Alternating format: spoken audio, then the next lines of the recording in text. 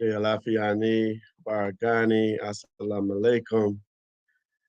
Um, yes, so we know as indigenous and traditional people that whenever we do anything that is of importance, of significance, we always begin with some form of prayer. We always begin with some form of recognizing spirit, because spirit is always in our life and 24/7. However, we just pause to honor and reverence their great energy. We also pause and honor the great energy to recognize of our ancestors who are also always with us. But we just pause at this time to bring them into the circle formally as we begin this important gathering today. We do that in a form what's known as a libation. We pour water usually onto the earth. Uh, we sometimes substitute that when we're inside and pour it into a plant. We use water as a medium. This planet is 70% water. Our bodies are 80% water. Water is a very, very powerful medium. So we use that and speak our prayer over the water as it goes into the earth. We also know that in our traditions, we also are participatory people. So we ask you and invite you to participate in the libation by affirming the libation by saying the words Ashe. Ashe simply means so be it and so it is. And also, if you're more comfortable with saying Amen, that's fine. If you're more comfortable with saying Ami, that's fine. If you're more comfortable with saying Aye Bobo, that's fine. And your way of honoring and participating in this prayer. I know most people are muted, so I don't know if I'm going to hear any Ashes. So, and there's also a point in the prayer Tambiko, also known as libation, where we invite you to consider those ancestors that are important in your life that are important for us to recognize in this gathering as well. Well, I'd like everyone, if we would, I don't know, should we answer? Mrs. J has had her hand up since the beginning. Should we answer her question or should I go on? Or should she take her hand down? Okay.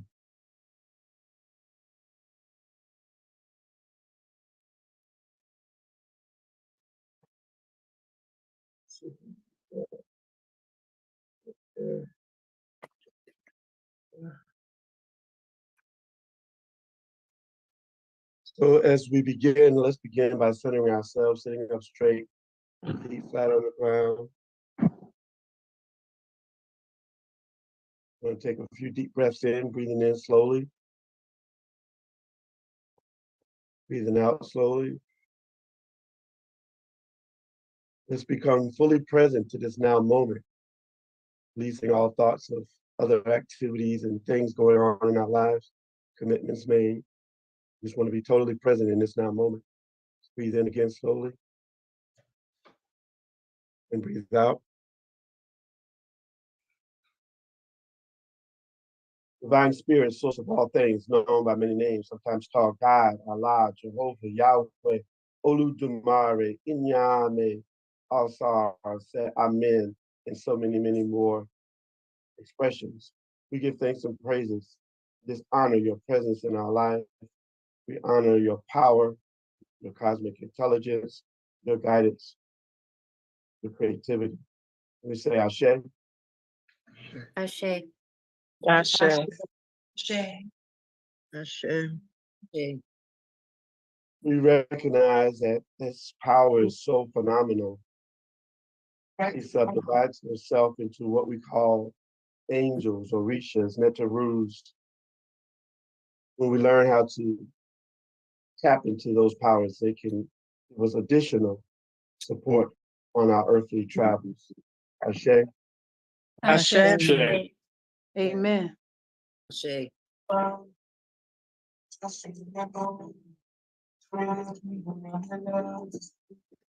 We give thanks and praises for this gathering as we commemorate Juneteenth and we honor the work that's still yet to be done around reparations and reparatory justice. We know that we have everything that we need to be successful. We know that we have the power, the strength, the confidence, the courage, the creativity, the skills, the intelligence to make it manifest in our lifetime. We just must be persistent, continue to do the work. We say Ashe. Ashe. Ashe. Thanks and praises for our mighty ancestors. Those who built civilization, those were the first to begin family, music, art, science, engineering, mathematics, astrology, astronomy, geography, government, education, medicine. Our ancestors began all of those things that laid the foundation for civilization. And we give thanks and praises for that. Ashe. Ashe. Ashe. Ashe. Give thanks and praises for them then taking their skills and knowledge all over this planet and beginning planting the seeds of what we know as civilization. Ashe. Ashe.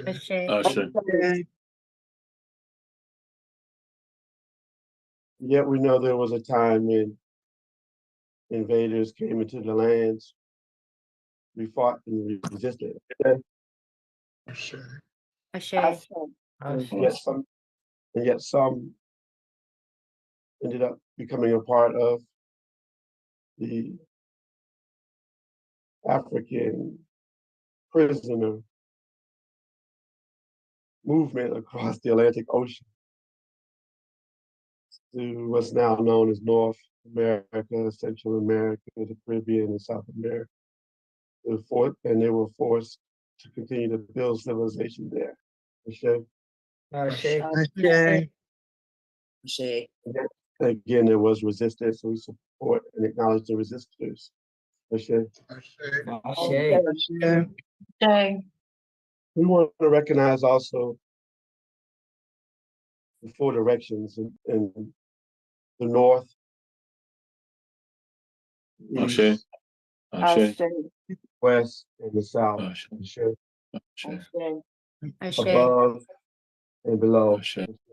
Ashe. We want to recognize our connection to Mother Earth, to all of the trees, rivers, waters, oceans, rocks, animals, insects, birds. We recognize all of our relations and our divine connection with them. Ashe. Ashe. Ashe. We recognize all of our ancestors who, in whatever way, contributed to resilience and African excellence, whether they were musicians or healers or artists or inventors or maids or cleaners or engineers or inventors or teachers or nurses or whatever way, fathers and mothers and grandmothers and grandfathers and aunts. Give thanks and praises. Ashe. Ashe. We pour the last libation for our children and our children's children and those yet unborn. And we support and we give thanks and praises for our allies and those who support us in doing this work. Ashe. Ashe. And then we pour the last libation yet for our children's children's children, those yet unborn. It's our prayer that what we do today by commemorating Juneteenth, what we do today in furthering the work of reparatory justice and reparations, what we do today in building strong families, and everything that we do bring us to create a better world, those yet unborn and those who will come behind us, and such that they will honor the work that we did in our time. Ashe. Ashe. Ashe. Ashe.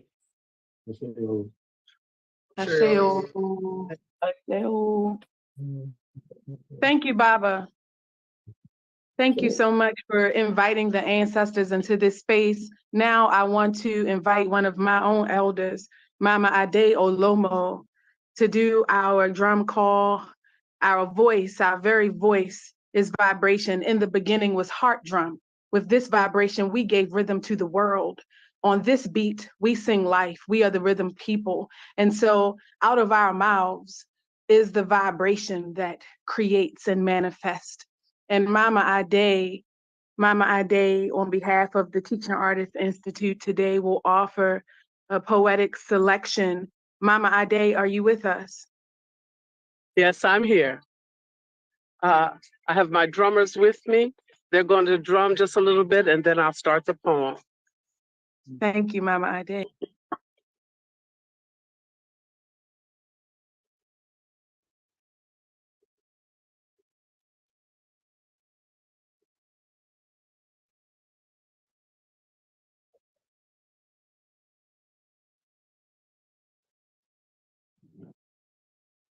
Come here and then. We can't hear the drummers.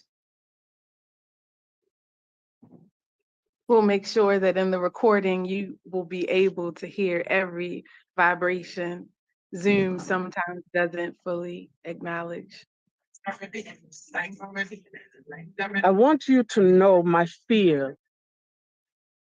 I want you to know when you left me here in Africa, when one day after the sun set, in the middle of a satisfaction, joyous, after good harvest, they came and took you away from me.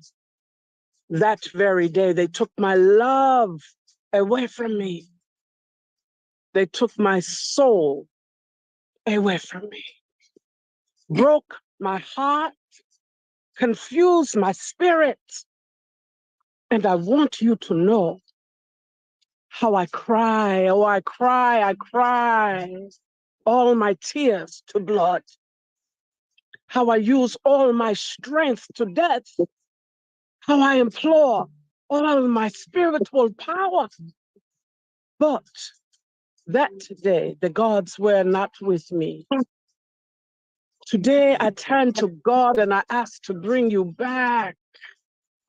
I don't yet know when or how, but all I know is the Spirit watching you dance, African dance. Hey, searching your heritage through the drums, which is the voice of your ancestors. Then I know you have come back.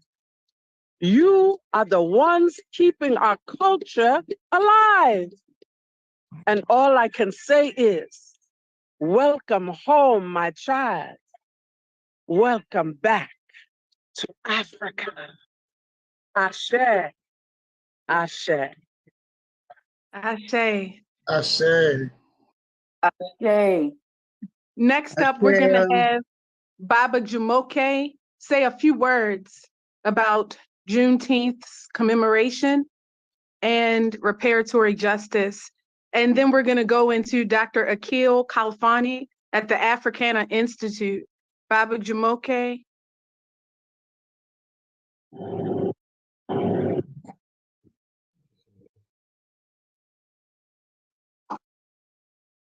Baba Jumoke, are you still with us? Yeah, I'm here. I'm here. Can you hear me? Yes. Indio.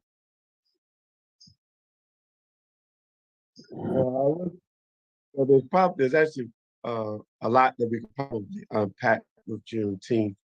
However, I just think there's one important distinction that should be made is that sometimes we may see on T-shirts where people will discuss Juneteenth as independence, and that's not accurate.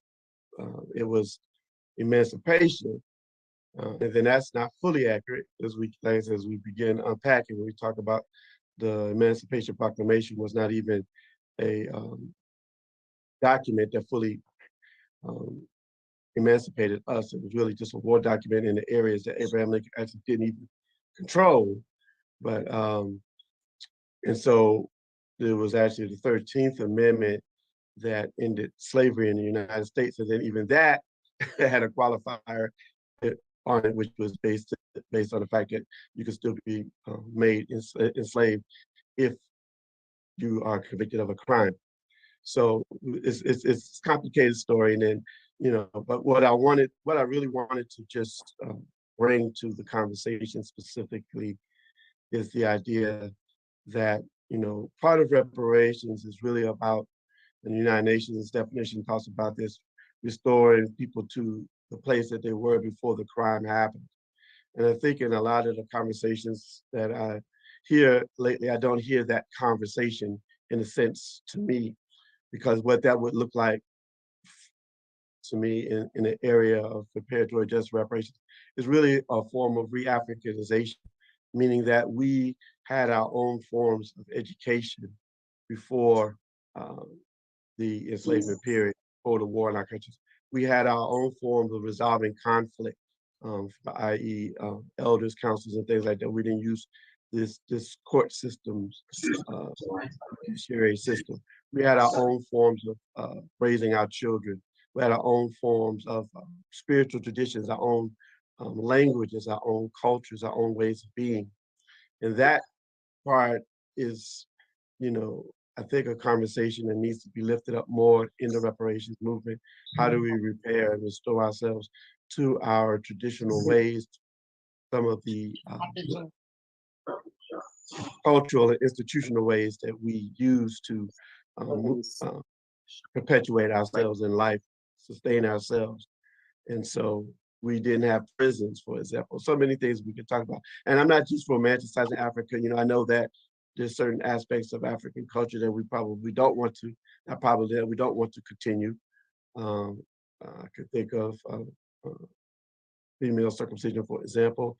But for the most part, there are a lot of things, ways that we have lost that we're not able to perpetuate, or we have learned how to bring back.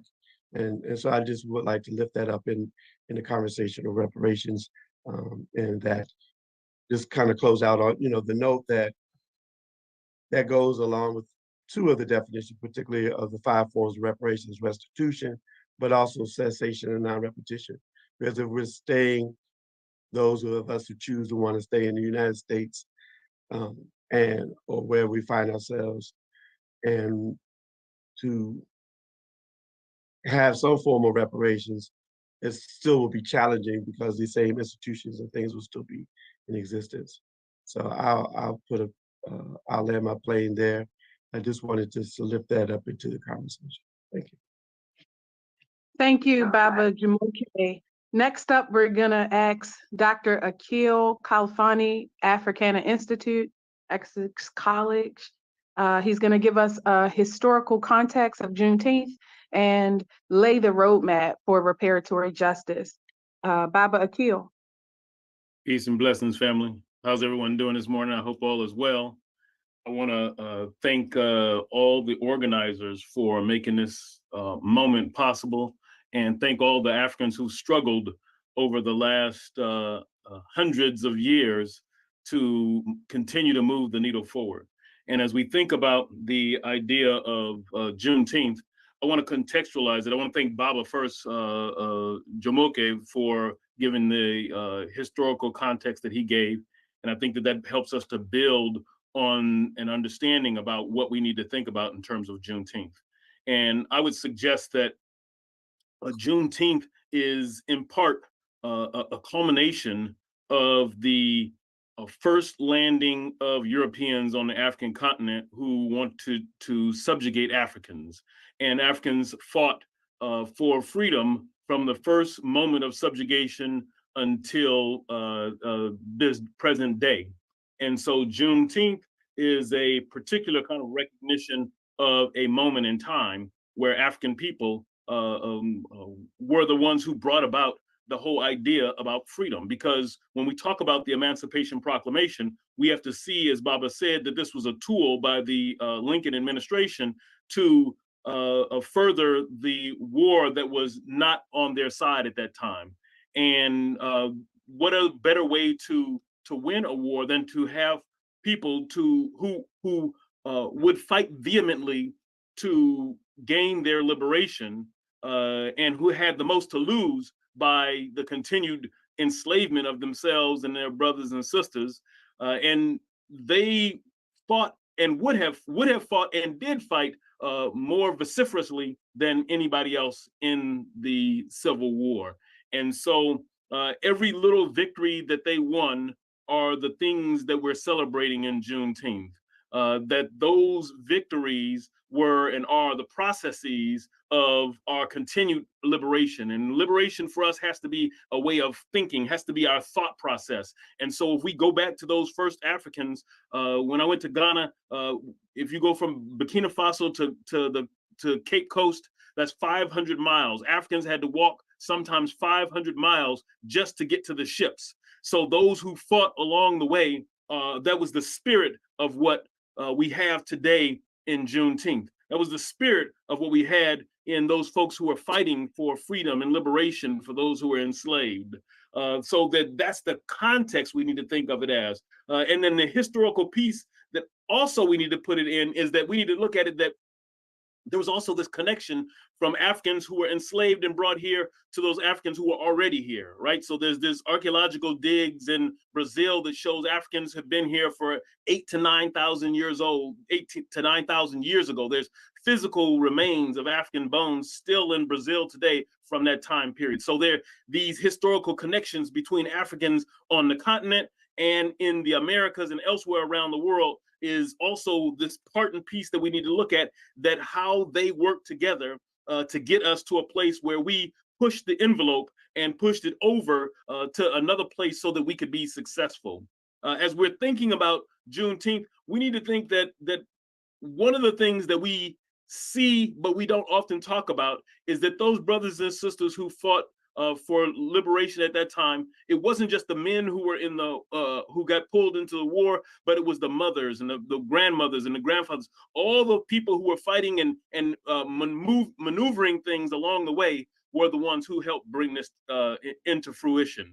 And so what we were, and that we need to call into being, is that we were warriors, healers, and builders. And I think we need to go back to that idea, right? That warriors, in the sense that we're fighting mentally, physically, spiritually against an oppressive reality, an oppressive regime that oppressed, enslaved, raped, tormented millions of African people.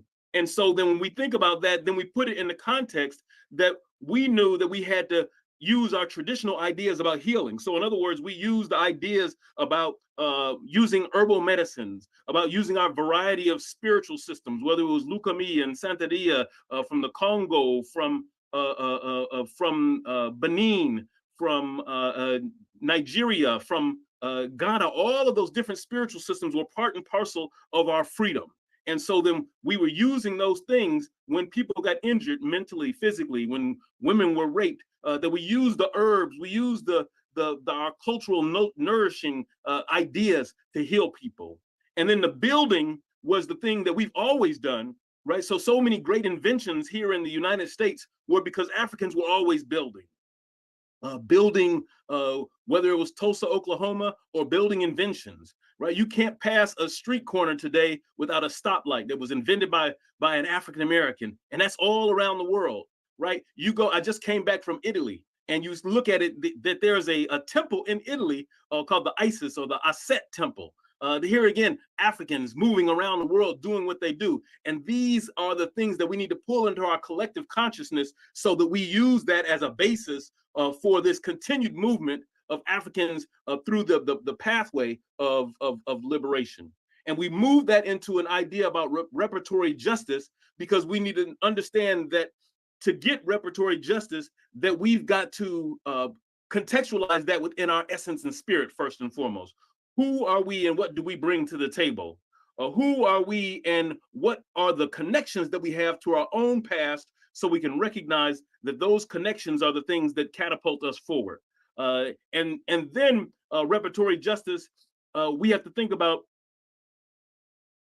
let me contextualize this. There's a long push for HR 40 in the United States. However, when I ran for Congress, one of the things I talked about is that we need to think beyond where HR 40 is right now, because we need to connect our struggle on an international level. There are brothers and sisters in the islands, in South and Central America, on the continent, who are talking about reparations from the context of not just the colonial masters who enslaved us, but for all of the agents, all of the tools of slavery. So in other words, the companies that were there ensuring the slave trade. When the boats came across, if somebody died, if they threw somebody overboard, that those those people who were shipping the cargo, quote unquote, across the waters, that they were insuring them, and that they insured them just like other property. And so they got money even if they didn't get the property all the way across the water. So they need to also be part of the idea of reparatory justice. The institutions like the schools and other places that banked on African bodies to get things done, that they sold people to buy institutions, or they used African bodies for leverage for loans, and so that you could get leverage from a set of enslaved people as a leverage to get loans, to get actual money to do certain things. And if you didn't make the business transactions that you were trying to make, that what you would lose would be your enslaved persons. And so then we were used in that way to leverage people to help them get money. So all of these tools that enable the slave trade process, we need to make sure that in terms of reparatory justice, that we're looking holistically at the process of how of the impact of slavery on African people. And I think that those are some of the most important things. And then the other thing is that we as Africans, we've got to, for ourselves, I don't think we need HR 40. There's lots of books written about what happens, or how does reparations need to play itself out. And we don't necessarily need another study. We need to begin the process. We need to begin to take the first steps. And some places have moved in that direction. And we ourselves need to come together on a global level, not just in the United States, that our brothers and sisters in the Bahamas, the brothers and sisters in Jamaica, in Trinidad and Tobago, in Guyana, in all of these places, in Brazil, that all of them on the continent, that we need to come together and have just a conceptual idea about reparations that will catapult the narrative to the next level. And then we have to define how we're going to use that, so that our money doesn't just circulate back into the hands and to the pockets of those who oppressed us in the first place.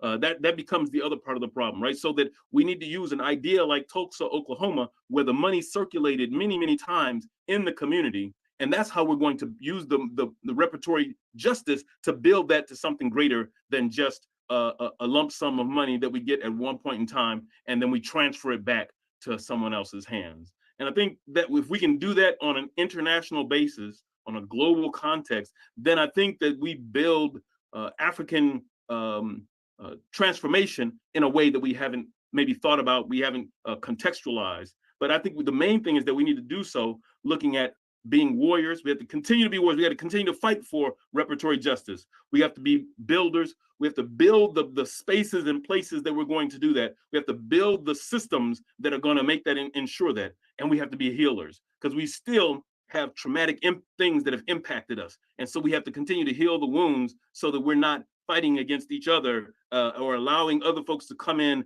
and to be wedges between us in our push forward, so that we then use where we are and what we're doing to uplift us as a whole. And we need to do that on a physical, a spiritual, a political, educational, a mental, all these different facets we need to be thinking about, those and more. And if we're holistic in that fashion, then we will transform what we're doing to something that's greater than what we thought we could achieve. And our ancestors, we must call on, knowing that they have already pushed in the directions that we're headed, and that we use that ashe, that power, as a basis for continuing to move forward. And I'll stop with that.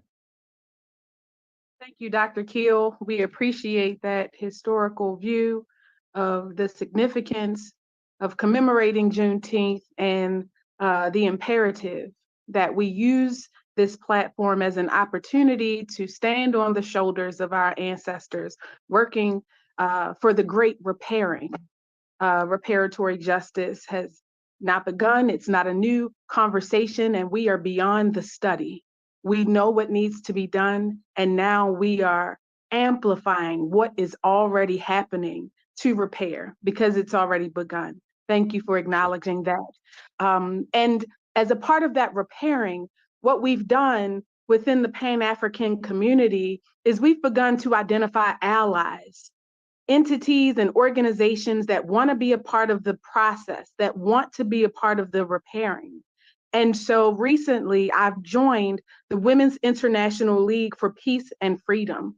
And while at the third permanent forum for people of African descent, an opportunity for us to connect with the best of our minds globally in Geneva this past April, the Women's International League for Peace and Freedom, they hosted a side conversation, a parallel conversation about how they can participate in the process. How can they be positioned to help with the repairing, to use the microphone that they have, being in special consultative status with the United Nations? How can they use that microphone to help us build, connect, and continue the repairing, the reparatory justice? And so, Sophie, before we begin our panel discussion, making the case for reparatory justice, I want to invite you back to share a few slides with us about what WILF is and help our audience better understand just how WILF could be a part of the solution, helping us to repair what has been broken, the greatest crime against humanity. How can WILF, the women in your sections, in your branches around the world, help to be an advocate for this cause? Sophie? Thank you. Muchas gracias, Kim, and thank you to everyone. I am part of WILF. I joined the organization late last year, but I am also an activist. I'm from Argentina, and I'm feeling very inspired by these conversations, and I believe that they need to reach every territory. So can you see my screen? Yeah, I think so. So a little bit, as Kim was mentioning, WILF is an organization that has 109 years. It was created in 1915. So it basically started with the attempt to stop war, to prevent conflicts, and to advance the causes of anti-militarism and peace building. Within the years, 109 years, of course, it's a lot. So the programs and the purposes and vision goals of the organization have been shifted. But it's important for all of you to know and that it is a membership-based organization. This means that we work through sister activists, networks, coalitions, and civil society organizations around the world. We have sisters and sections in Africa. We have around 15 groups in Africa. We have in Latin America, in Europe, in the Middle East. And we try to advance and collect together our vision, which is, as you see, a world of permanent peace built on feminist foundations of freedom, justice, nonviolence, human rights, and equality for all, where the people, the planet, and all its other inhabitants coexist and flourish in harmony. How do we achieve this vision? I'm gonna go really fast on the goals and the actions that we do, because I want to focus on the questions that some of you submitted for this webinar, and how can we already take the steps into the reparatory theory, put it into practice, and how can WILF support and be part of that. Our goals, as you can see, are related to transforming mindsets. We do that through a series of programs, violence prevented, feminist alternatives, and a powerful movement. And then specifically these four goals that have their different shapes, and I can share our international program, that it's a document that guides it's our path, I would say, that guides our commitments.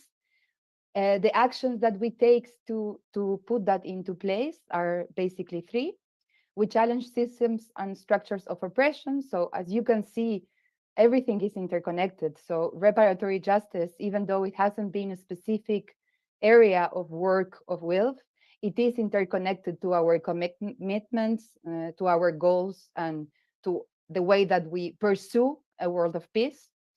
We also promote inclusive and peaceful solutions to conflict. We are involved in different conversation at advocacy level and in multilateral spaces, for example, with the Security Council 1325 resolution to promote a gender lens to conflict resolution in different territories affected by conflict. And we also, the last part is we strengthen feminist peace activism. As a membership-based organization, for us, activists and the grassroots groups and the human rights defender, but also the environmental defenders are at the heart and at the core of our actions. So for us, it's really important to understand our members, what are the needs, but also in the present times, what are the things that are shifting and that are affecting the movement for peace, for militarization, demilitarization, and for justice. And I wanted to say that already 100 years ago, acknowledging that WILF has a colonial root, I would say, because it was created in the global north by a group of majoritarian white women, acknowledging that beginnings, it always has been distinguished what's the enemy, what's the root of and the causes of war. And we are very clear that the enemy, I would say, even though it's wrong that I'm using enemy, we shouldn't use militarized language. But the problem today, and has always been, patriarchy, militarism, nationalism, capitalism, and in particular, racism and colonialism. So these destructive forces, with global reach, with different shapes in territories, but connected to the same root, are the ones that are dividing us from each other and from the earth, and are really threatening the very future of the planet. So knowing how the situation it is today, we ask ourselves, and this is why I believe that the universe put Kim on our path, and I had the pleasure, the enormous pleasure to meet you in person this year earlier in the US, to ask ourselves how we adapt to this challenging present while imagining a peaceful future. And that's where reparatory justice comes as one of potential spaces for that. So I want to close this small intervention. I will share also our email on the chat so you can like reach out, but also our international program for you to understand more, those who are new to WILF, what is our work. But maybe before we continue with the panels, I wanted to bring the questions that some of you already submitted while you were registering to this call, because I think that they are quite important. And I think they're clustered into three different groups. Thinking about WILF as an ally, but also as a movement that it's not only an ally, that it represents the diaspora and the African American collectivity and the diaspora as well, and the African sisters in the region. How can we engage WILF in those discussions, and how can we further continue? But then also there were a few questions on reparatory justice. Some people ask if there were actions that we should advocate for people to take to celebrate Juneteenth. As you can see, how are reparations determined, and what has been successful reparation movement in the US to mention and maybe to bring to the conversation. And then the last question, and I think that it's quite interesting, on how to create strengthen the connection between the diaspora and to close the gap between the continental Africans and their kins in the diaspora. So yes, I will close this, and maybe with one evocation. I do believe that we're stronger together, and I celebrate that we're here today. So thank you, Kim, and I will stop sharing. No, don't stop sharing. Let's keep connecting. Let's keep this going. Again, family, this is not a talk shop. This is not us coming together for a commemoration to talk about what we're all doing. This is about us talking about what we can all do together. This is the beginning of a process. And so I'm hoping that you know you were invited into the room today because we see you as a valuable asset to implementing that process, to helping us to imagine the world we need and begin together implementing and manifesting what that looks like. And so at this time, we want to make the case for reparations. We saw some of the questions that you all had in registration, and some of them are going to be answered by our incredible panelists. If we can spotlight, first and foremost, Ms. Linda Ridgley. We're also going to spotlight Mama Afia Iwangaza. We would also need to spotlight Sifwe Balaka. And last but not least, if you can spotlight Kamm Howard. Today, we're going to have an incredible panel discussion that's really making the holistic case for reparations. There's still many amongst us that don't believe that reparations are necessary, that don't fully understand what the repairing includes in its totality, all 5 elements of reparatory justice. And so we're going to begin with an introduction from Dr. Linda Ridgley. And of course, Dr. Linda Ridgley has been working, from New York City to Malaysia. She's been doing this work in symptomatic, right? What does that mean? We get focused on the symbolic landscape.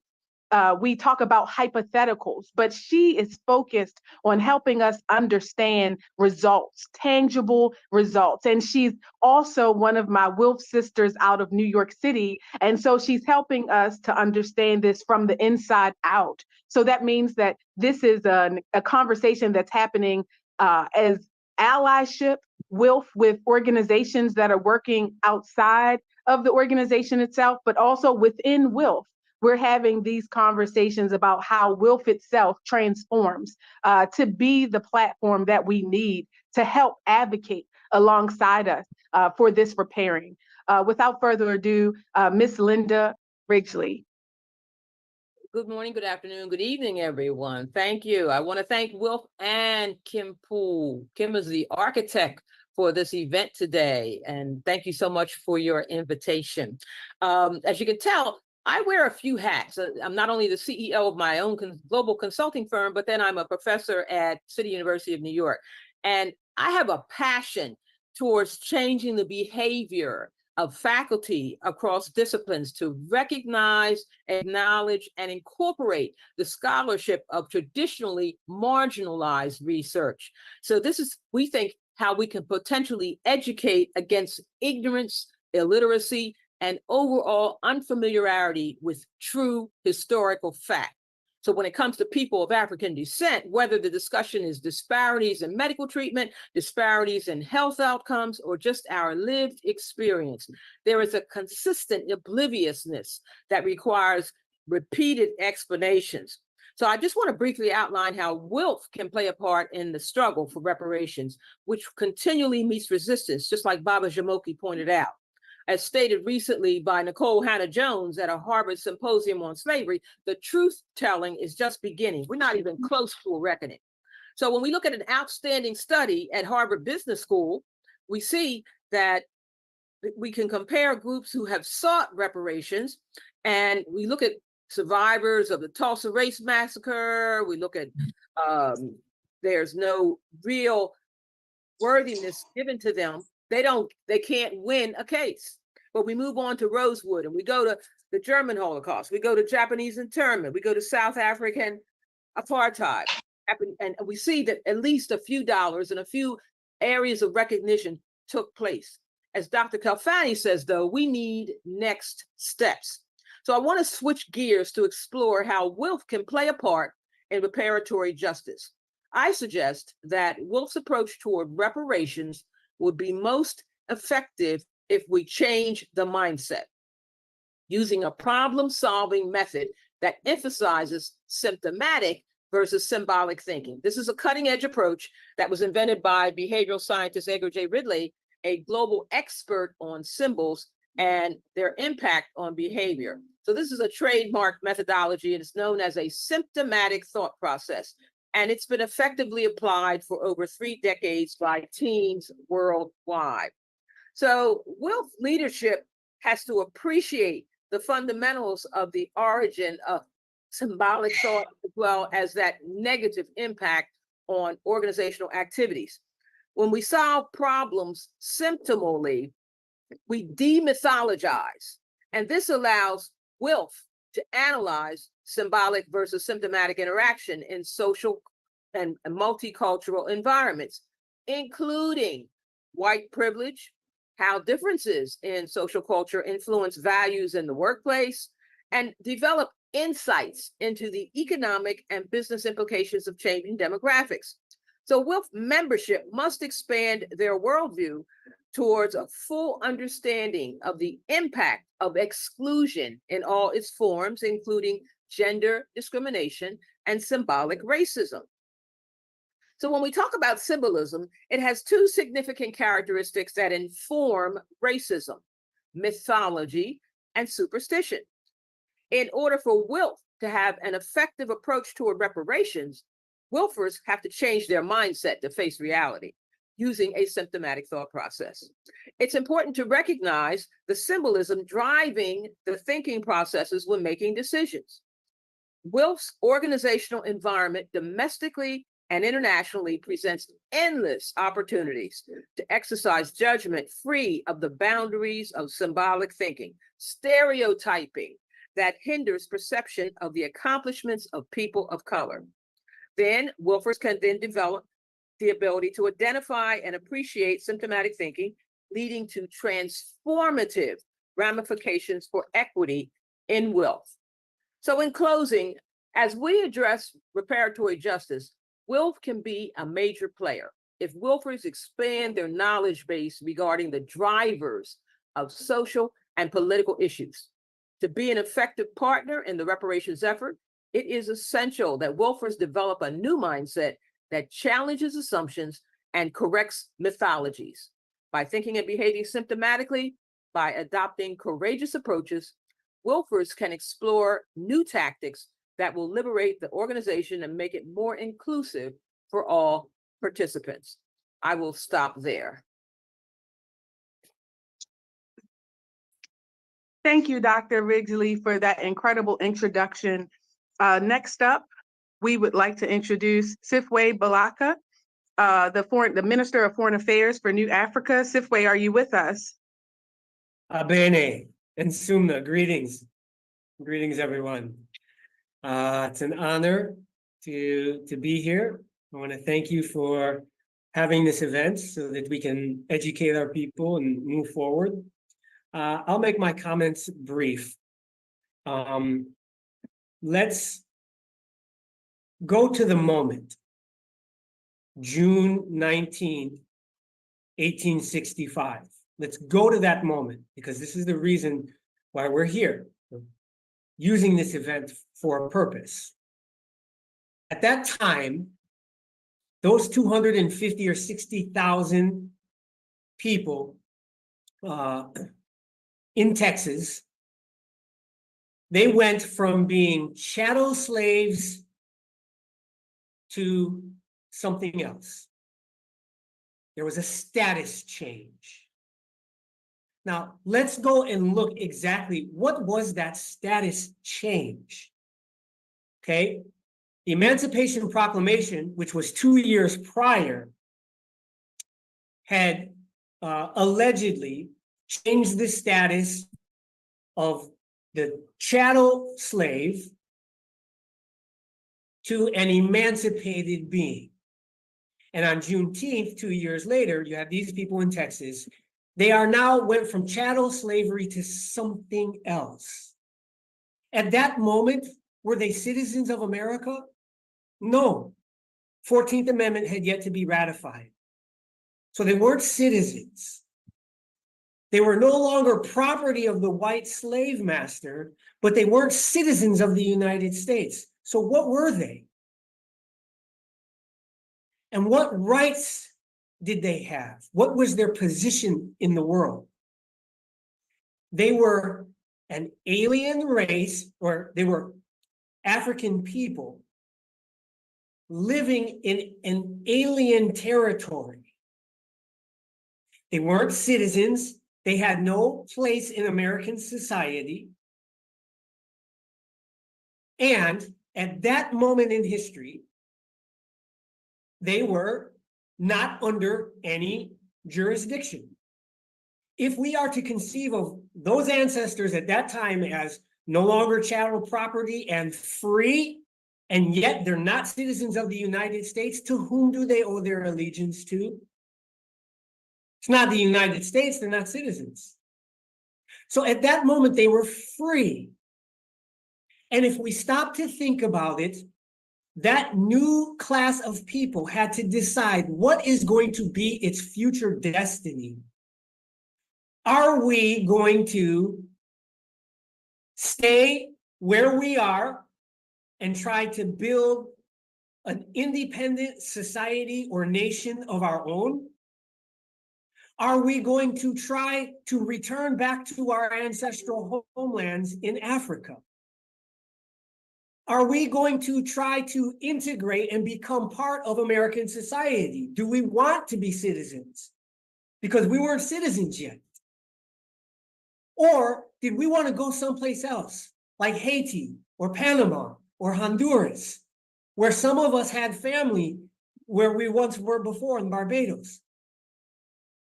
These were the natural, profound questions that were facing our ancestors at this moment. And since we owed no allegiance to the United States, we weren't citizens of the United States or any other country at that time, we were a new class of free people, we had the right to self-determination, the right to choose one of those options or all of those options. And that's exactly what we did. As a nation of people, a people that shared a heritage, that shared genetics, that shared language and a history. Some of us wanted to stay where we were and build an independent nation of our own. And the Lincoln administration recognized that right. And we had self-governing colonies. We had one on the East Coast in the Carolinas, and we had a second one in Davis Bend, Mississippi. 42,000 of our ancestors settled in the East Coast, and 72,000 settled in Davis Bend, Mississippi. And within 1 year, we were outperforming the white plantations. And we were self-governing colonies recognized by the United States. Some of us wanted to return to our ancestral homeland. And the Lincoln administration recognized our right to return. The Lincoln administration had a program where anyone that wanted to return home could receive compensation. They would pay for you to go home. And money was set aside also to pay those territories in Africa to help with the resettlement process. That was legislation passed by the Lincoln administration. Some of our ancestors at that moment decided, hey, we worked here, we blood, sweat, and tears here, so we have a right to enjoy all the fruits of our labor here. So some of them wanted to integrate into American society. Not many of them, though. Most of them did not want that. Most of us did not want to be citizens or have anything to do with white people. But some did. And some pursued, the abolitionists, some pursued citizenship. And then finally, there were others, they thought Africa was too far. They definitely didn't want to stay where they were at. They wanted to go to a place that they had heard about, a place of free, independent, strong African nation called Haiti. Now, in that moment, what was supposed to happen, according to Ma'at, our sense of morality and law and justice, and according to the international order at that time, what should have happened was a plebiscite. the new class of free people should have been consulted. Since you owe no allegiance to anyone, you are free, and you find yourself on alien territory. Which one of those options do you want? And each one of our families should have been able to declare what they thought was best for them. That is what should have happened on January 1st, 1863. That is what should have happened June 19th, 1865. And that is still what needs to happen today, because we have never been consulted on our political and future destiny. And so this is why the Provisional Government of the Republic of New Africa has, since its founding on March 31st, right, 1968, pursued and promoted a plebiscite, which is a vote of the entire electorate, all 50 plus million Black people in America, right? We call them New Africans. I'll get into that in a minute. There are 29 million of us of voting age. And under international law, there have been 114 plebiscites since World War II that have established more than 60 new nations. Why haven't we been able to establish and have a nation of our own recognized? The reason is because when they murdered President Lincoln, there was a coup, right? An American coup murdered the president, and the next day took away the law that recognized our right to have self-governing colonies leading to independent nations. That was canceled. Also, the legislation that provided for our compensated voluntary repatriation back home, that was canceled. Because certain white people realized that now that we find ourselves as free people, no longer 3/5 human, 5/5 fully human, that would cause the population of the South to increase overnight, which means Southern states would have more representation in Congress and the Senate. And so these white people decided, as long as these new class of free people, these Black people in America, are now going to be counted for representational purposes, we should give them the vote, because they're going to vote for us in the North. They're not going to vote for those Southerners. So a political calculation was made to impose citizenship on us through the 14th Amendment. Now, we need on June 19th, on Juneteenth, we need to emphasize that if we were free people, a nation cannot come to you and force you to become a citizen. Could you imagine North Korea coming right now and telling all of us we are now citizens of North Korea? That doesn't happen. A nation cannot impose citizenship on a people without their consent. This is what we must teach, that there has been a massive fraud which took away our right for our self-governing colonies to become independent and our voluntary compensated repatriation. We have fraudulently been taught that we are citizens of America. Yet, I challenge each one of you, who in your family was consulted to get their consent? And when did they vote for which destiny for your family?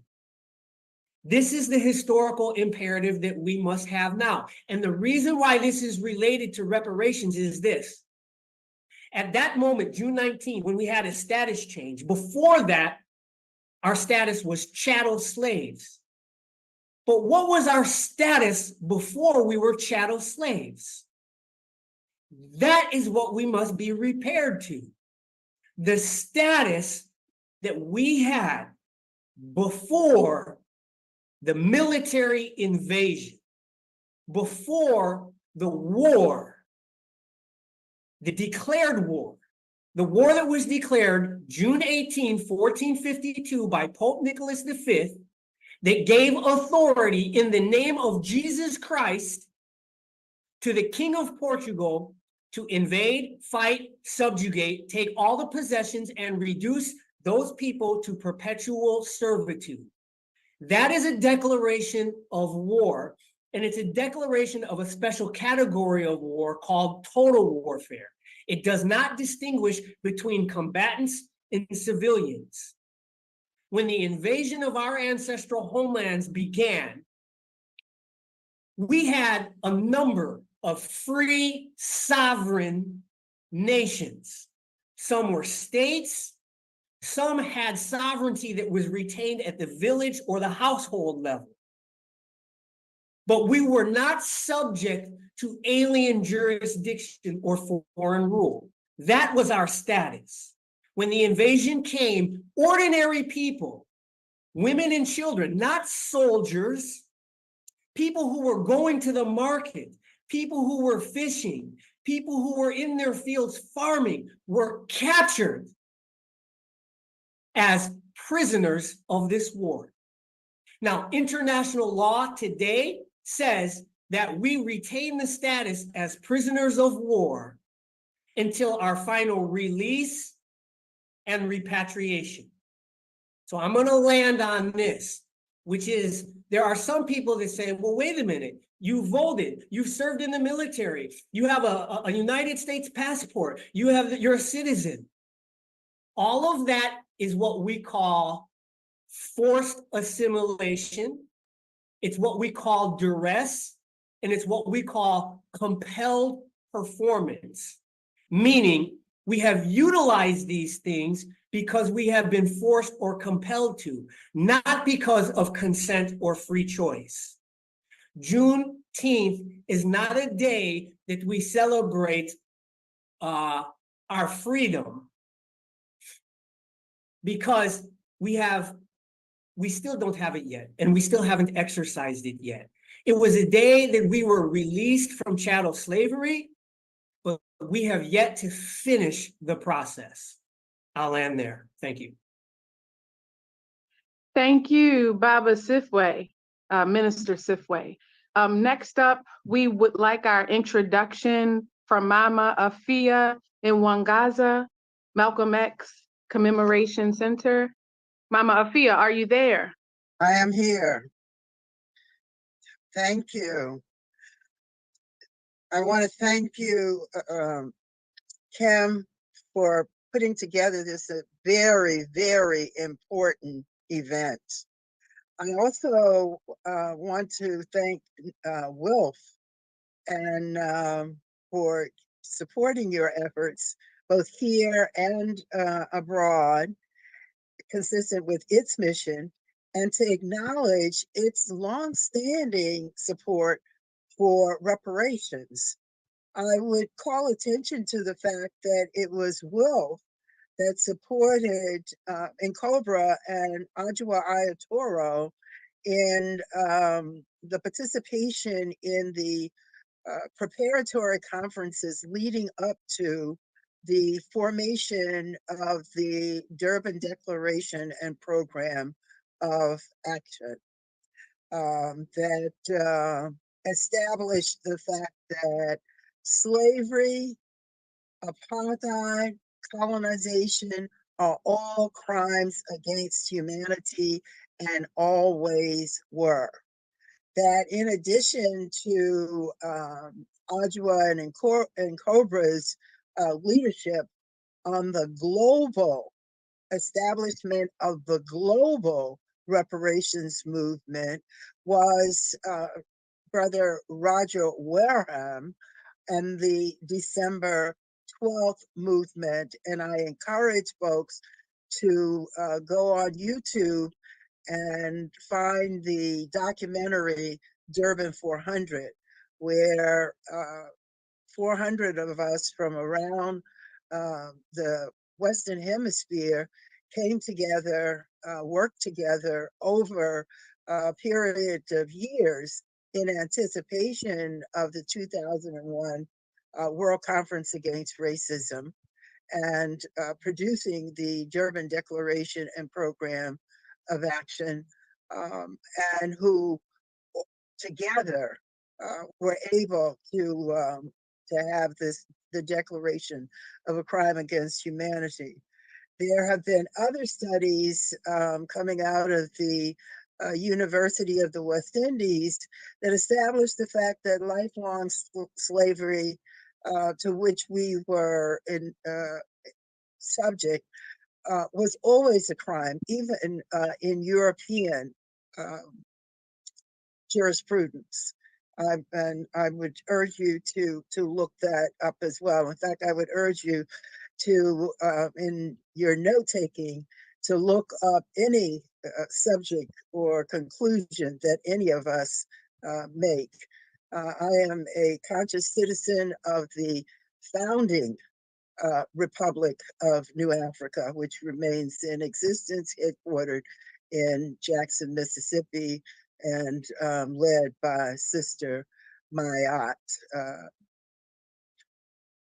I would say that, excuse me, the key, the cornerstone of reparations is self-determination, and that the restoration, the essence of restoration, has to be restoring us to our free, independent, and sovereign selves individually and collectively.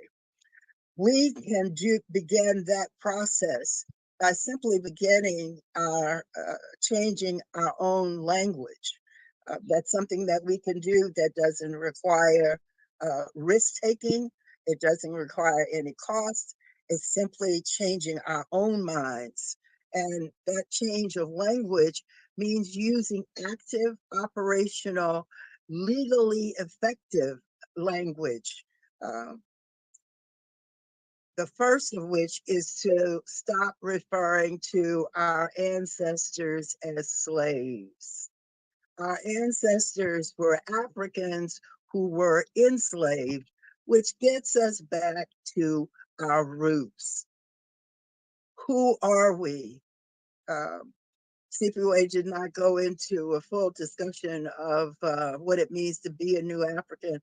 So I will briefly, which is to say that we are a combination of African and with European influence and produced in becoming a third culture, a liberation culture, because our essence has for the past 400 plus years been to struggle to reclaim, reconstruct, and assert our humanity as Africans in a hostile environment. And it's out of that, the heat of that hostile environment, that we have become a, for lack of a better term, a third culture, a third people, new African people. As represented by citizens of the Republic of New Africa. I think, those of us who are in other areas other than what has become called the United States have the right to embrace that term as well, but also have the right to choose their own, some of which encourage us to choose Afro-descendant as a formal characterization. We must no longer refer to our ancestors, enslavers, as owners and masters. They were enslavers. That is, it's significant if we're saying that a crime was committed, then who committed the crime? If we embrace the term slave and for our ancestors and owners and masters for their oppressors, their enslavers, then that's a right relationship. That's a correct status. I don't think that we are agreeing that that is a correct status of our people who were captured, kidnapped, and held in bondage. We must not refer to that process, that industrial process of capturing, kidnapping, and enslaving our ancestors as trade. At a minimum, using the language of today, it was trafficking in human beings. Beginning to change our language helps us to begin to change our mindset and begins to prepare us for participating in a plebiscite and understanding why a plebiscite is necessary. And a plebiscite is not where we have a handful of privileged among us to sit in a room or at a conference and decide what constitutes the results of a plebiscite. Nor does a plebiscite require that each and every one of us participate in that exercise.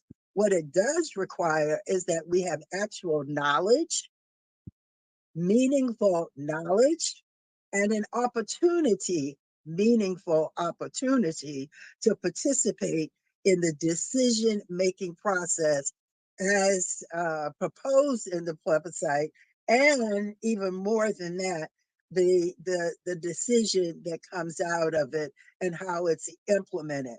Simply because there are some of us who are fortunate to travel, to participate in international conferences, to even participate in Zoom, does not authorize us to make decisions in the name of or speak for the masses of our people. There are ways of assessing that, and we have an obligation to use our abilities to ensure that there is a meaningful participation from our people. When a manufacturer sells a new bar of soap, that they figure out what the sample is, who has to be in the sample, how big it has to be, what's the quantum and quality and the nature of the questions that have to be asked. Black people should not be deprived a second time by ourselves of the right to make a determination. So we must have knowledge so that and access so we have knowing consent. Juneteenth is a distraction. Juneteenth appeals to our baser senses, for lack of a better term, on one hand, and on the other hand, it's self-medication because we continue to live in such a hostile, exploitive environment. Any moment that we may have repass, we take. It's rather like during the height of the Ma'afa, the Swahili word for great harm, or the Holocaust of enslavement, as our brother Maulana Ron Karenga refers to it. When we would have to have work from sun up to sun down, and have maybe a holiday off where we played the fiddle and taught the Europeans how to play the banjo. We must not allow ourselves to be distracted from the work at hand. Juneteenth is a moment of commemoration and reflection, not of celebration. It is important that we interject that into every such celebration occasion, more accurately, where we are encouraged to be distracted. That the goal, that the responsibility has to be the restoration of ourselves to our free, independent, and sovereign persons, individually and collectively. While the United Nations has set out 5 elements that it says defines reparations: acknowledgement, compensation, restitution, rehabilitation, cessation, and non-repetition. We as a people must define what those elements are. We as a people, not as benefits, continues to benefit those of us who have the greatest access to the system in which we are still held. Thank you. Thank you, Mama Afia. Incredible. Next up, our next introduction, Kamm Howard, Reparations United. Please do your introduction, and then we'll begin posing our questions to the panelists. After we pose our questions to the panelists, we're going to go into our community testimonials from around the world. Kamm Howard, Reparations United. Thank you, Sister Kamm. It's a pleasure to be here, and it's a pleasure to be on here with all these distinguished panelists, as well as those in the who are viewing. It's a tremendous encouragement and inspiration to the work that we continue to try to do in the goal of reparations. Before I get into my program, my presentation, I should say, I want to just say quickly that when we talk about Juneteenth, we have to remember that the celebration that took place was almost a year-long celebration.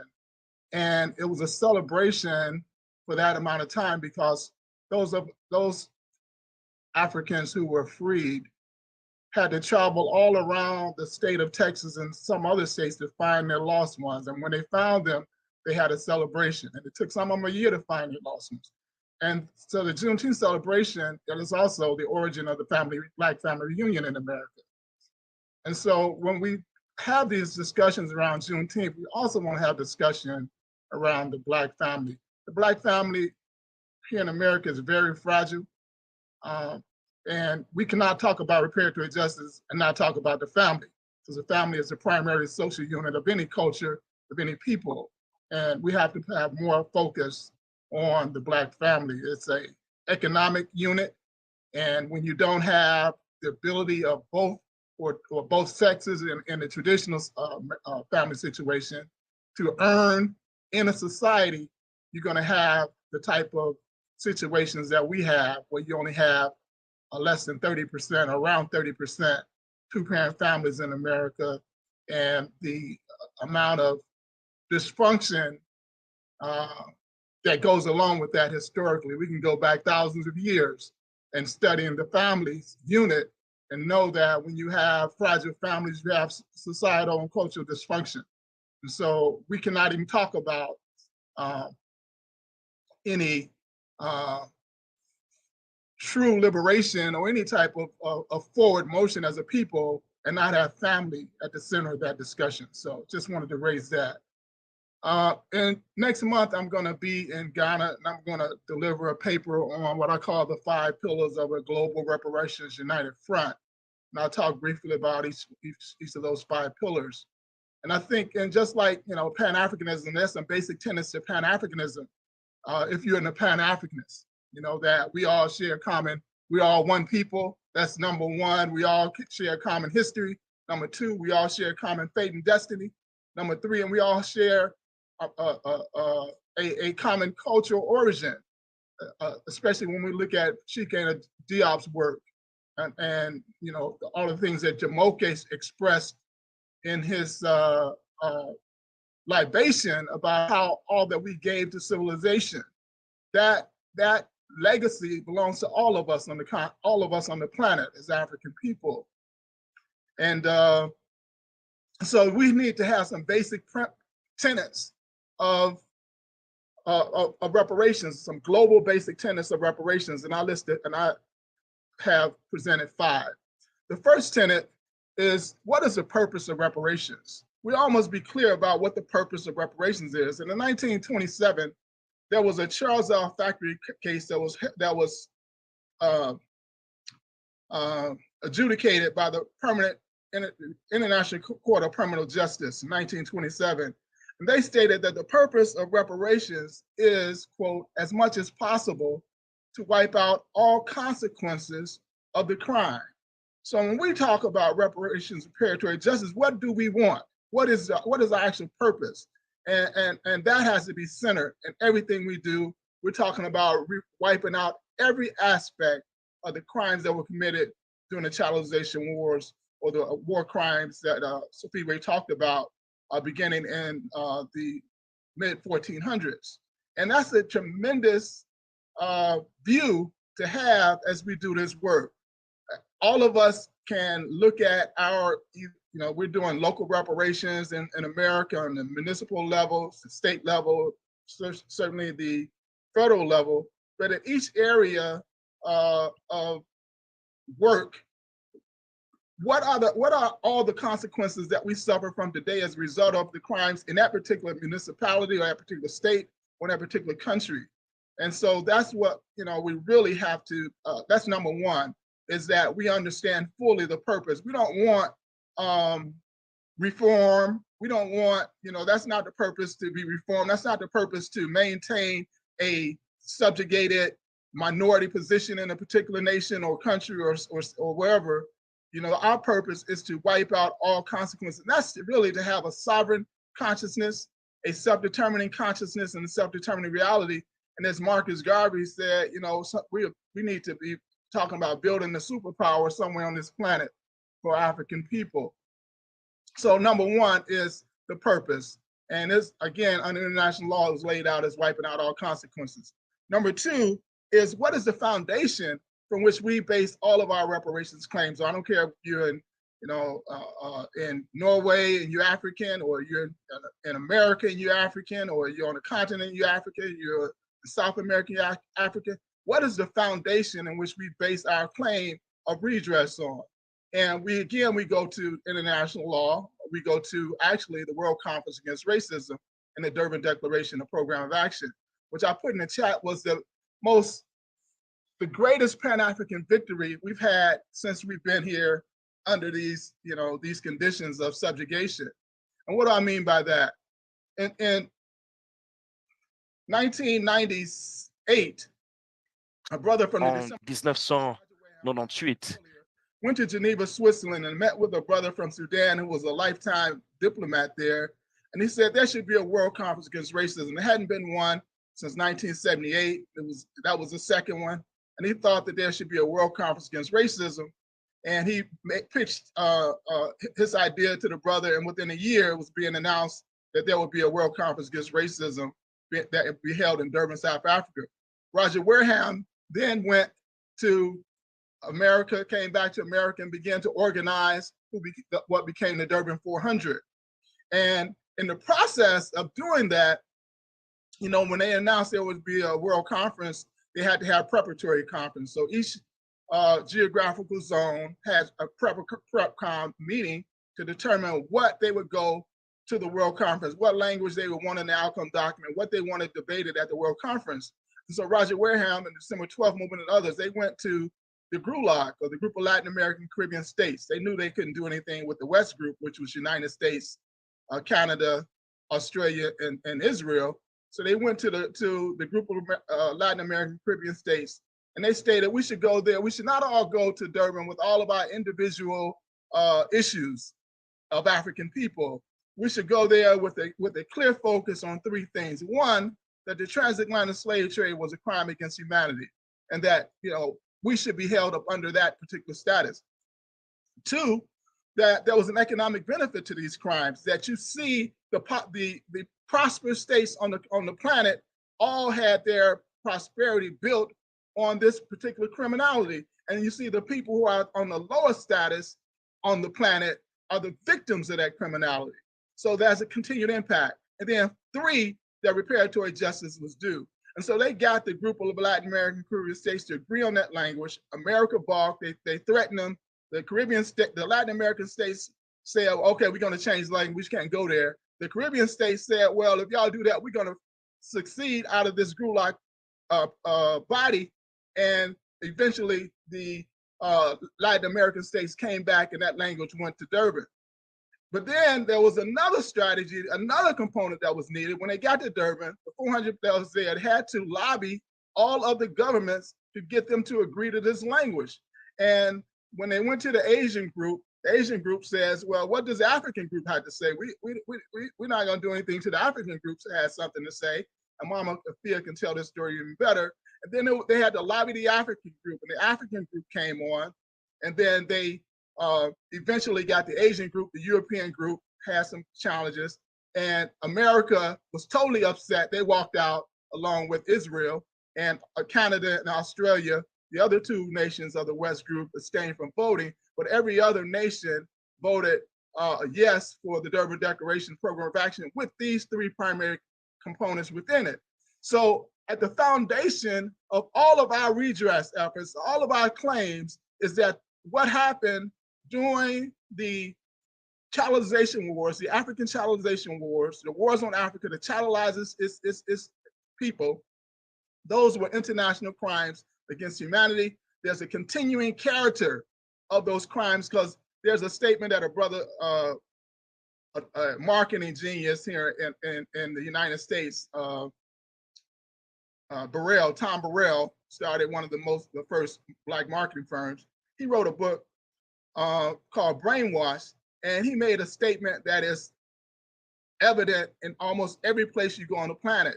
And he says that Black folks are on the top of every bad list in America and on the bottom of every good list. And if you look at African life, wherever we at, especially in these white settler nations, you'll find that to be the truth. But also, if you look at African continents as opposed to European continents, you'll find that African continents on the bottom of every good list and on the top of every bad list when it comes to Human Life Index. And so that's the continued impact, the continuing character of these crimes that began in 1438, I believe, with the defeat of the city of Sirte on West Africa. And if crimes against humanity were engaged in, and there's a continued character of those crimes, then it is a moral and legal obligation to redress those crimes. So when we struggle for reparatory justice, we're struggling on the fact that we have a legal, that these nations and other entities have a legal obligation to address these crimes that were committed. And as Mama Fia said, they try to say that the law was, these were not crimes at the time they were committed, but we have all type of documentation saying that, you know, it was recognized, these were recognized as crimes against humanity. The European nations didn't establish all of international law. There was a small body of nations. There was all type of African nations that were really the foundation of international law before the chattelization war. So we can document that these were not legal actions at the time that they were done, and therefore there's no statute of limitations, and they have a right to redress them, but we have to demand that, and we have to enforce that, our right to be repaired. So number one is the purpose of reparations, wipe out all consequences. Number two, the foundation that these were crimes against humanity. And number three is the process. How do we get to this aspect of wiping out all consequences? And Mama Fee also talked a little bit about that. What Illinois Law Commission, the International Law Commission, which is a body of international lawyers that supports the United Nations for issues of international law, they came out with their draft articles for wrongful acts committed by state. And they stated that to get to wiping out all consequences, the state must engage in full reparations. Full reparations, they went on to explain, had these 5 components that you need to engage in order to get to wiping out all consequences. And so full reparations, Mama Fia says, the cessation and guarantees of non-repetition. First thing, you must stop the bad acts if they're continuing. And then restitution is returning people back to where they would have been, create policies, programs, and actions that return the people back to where they would have been had they not been injured in the first place. Compensation is for the egregious acts, that were committed. These are in forms of monetary payments. It can be in the form of tax release. A lot of different ways compensation can occur. Then there's satisfaction. How do you return the dignity back to people whose dignity was eroded as a result of the crimes that you committed against them? Apologies, monuments, museums, markers, truth-telling, reconciliation, those type of things look at, speak to satisfaction, and then rehabilitation for the heart, mind, and spirit damage that was caused by these crimes. So Number one, again, basic tenet of a Reparations United Front is what is the purpose of reparations? Wipe out all consequences. Number two, what is our foundation in which we rest our demand that these were crimes against humanity? We rested on the Durban Declaration and Program of Action, which is an internationally declared document. Number three, how do we get there to wiping out those consequences? Through the process of full reparations and special measures. That's another international concept. And so number four, who are the offenders? Now, we know that these European governments are the primary offenders, but these European governments didn't act alone. In fact, some of them didn't even exist at the time of this process. You had to go back before that. We had to go back to, as Sophia would talk about, to the Catholic Church. We had to go back to other institutions, these universities that was built. We had to go back to these chartered corporations, because most of the colonies were actually chartered corporations. And the United States is a chartered corporation as well. But you had these chartered corporations, the Royal African Company, and the Dutch African Company, and all these other chartered organizations. But also you have, and today you have civil society organizations. There was a process created by Kermit Roosevelt, who was the grandson of Theodore Roosevelt, when they were trying to dispose of Shah of Iran. They created a bogus civil society organization and propagated all type of unrest and civil disobedience against the existing rulership. And as a result, there was an internal appeasement that caused for his demise. The same thing happened in Libya. The same thing happened in Zimbabwe with the movement for democratic change that came up to work against ZANU-PF. But this is also offending parties. So it's not only governments, but it's institutions, it's corporations, it's civil society organizations, and these international institutions like the World Trade Organization, IMF, International Monetary Fund, and others. These are all of the offending parties that we have to target when it comes to achieving our repair. And so we cannot let any of them off the hook, because they all were complicit in the current reality we have, and will be complicit in the future if we do not wrestle resources from them to begin to address our repair. And then finally, the fifth tenet of a global reparations united front is that we must engage in collective struggle. We can't be engaged in struggle in our silos, thinking that what we're doing in America is separate from what's being done in Europe, what we're doing on the continent of Africa is separate from what's being done in the Caribbean or in Central America or Latin America or South America. We have to know that we engage in a collective struggle for reparatory justice against global white supremacy. You're not going to have, as Kwame Nkrumah stated, Ghana will never be free until all Africa is free. None of us will be repaired until all of us will be repaired. And so that is the fifth tenet of a global reparations united front. And I hope that this will be adopted by the global community. And we'll definitely, I'm with the Global Circle Reparations and Healing. Again, I'll be speaking on this in next month. I hope to go to Lomé, Barbecue, talk about the 9th Pan-African Congress and present there the same issue of building a global reparations united front around these 5 tenets. So thank you for allowing me to share. Thank you, Baba Kamm, laying it down. And so we have a few questions for our panelists. We are going to ask that you keep it at 30 seconds, no more than a minute.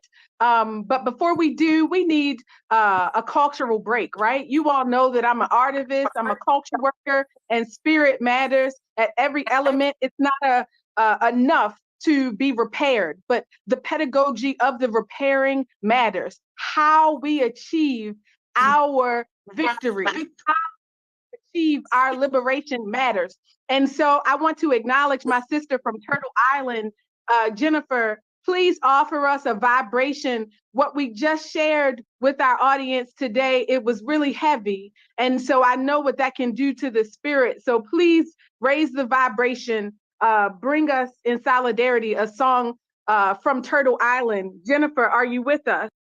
Yes, good morning, everybody. Thank you for sharing so far. My name is Jennifer Falayan. I am Pueblo, Cherokee, and Aztec. I'm currently living in Williamsburg, Virginia, and I wanted to share a blessing water song, Wichita Duya, from the Anishinaabe nations of North America and Canada. It's gifted as a river song, and as our Baba started us off this morning in a good way with offering libations through water to our ancestors, let us always remember the healing properties of water and our own healing journeys and our connections to water. Water is life, and water connects us all. Wichita Duya, Duya, Duya, Wichita Duya, Duya, hey. Wichita Duya, Duya, Duya, Wichita Duya, Duya, hey. Wishatanaya, hey, hey, Wishatanaya, hey, hey. Wishatanaya, hey, hey, Wishatanaya, hey, hey. Wichita Duya, Duya, Duya, Wichita Duya, Duya, hey. Wichita Duya, Duya, Duya, Wichita Duya, Duya, hey. Wishatanaya, hey, hey, Wishatanaya, hey, hey. Wishatanaya, hey, hey, Wishatanaya, hey, hey. Wichita Duya, Duya, Duya, Wichita Duya, Duya, hey. Wichita Duya, Duya, Duya, Wichita Duya, Duya, hey. Wishatanaya, hey, hey, Wishatanaya, hey, hey. Wishatanaya, hey, hey, Wishatanaya, hey, hey. Beautiful, beautiful.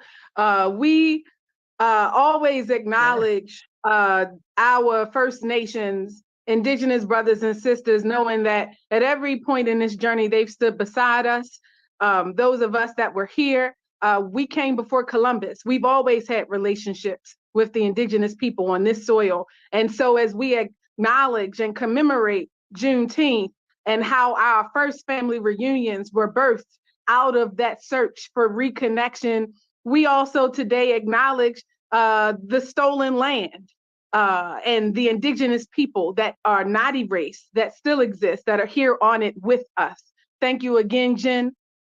We stand in solidarity with you, and thank you for being here on behalf of your people to stand in solidarity with us.